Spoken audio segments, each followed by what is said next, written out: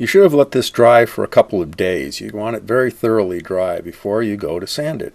My Dremel died on me. So I went out and got this. It's kind of a knockoff.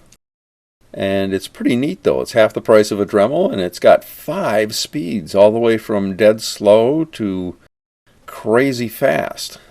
Anyway, I'm going to take this, and now we're going to work, and we're going to sand out and get to what we want for our shape. Remember, using one of these tools is a lot like trying to cut your own hair. You have to know when to stop.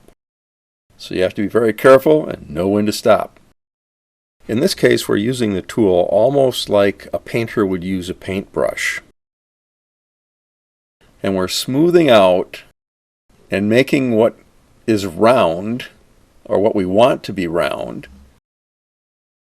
within the wood putty that we have dried out on there. Take it easy. Don't go on too high of a speed. This one's on mid-range. And you can see it's creating a whole lot of dust. And I'm being careful not to grind too much into it. I want to keep this little level around here because that's where I want to put some stern plating in. Get all the rough edges out and then work to the other side.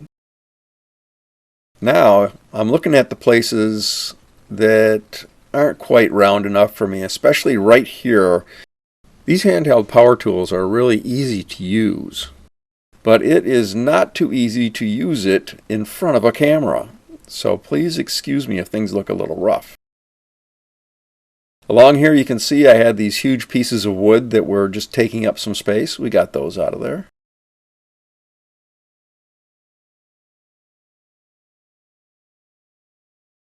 Now what you want to do is you want to look for areas that aren't as round as you want. So take a little time and evaluate what you've got done so far. And I see this area right here, right by the engine. That's what we want to get into. Now we can't do it with this head. It's too big in diameter. So we get the little tiny head, and that'll go up in there, and it'll fit, and it'll make that area curve. We'll sand it away. Here it is after I've done it mostly, and you can see there's still a little bit left, but we'll get that with an emery board and some sandpaper. Now I got this under a really bright light here so you can see all of the defects.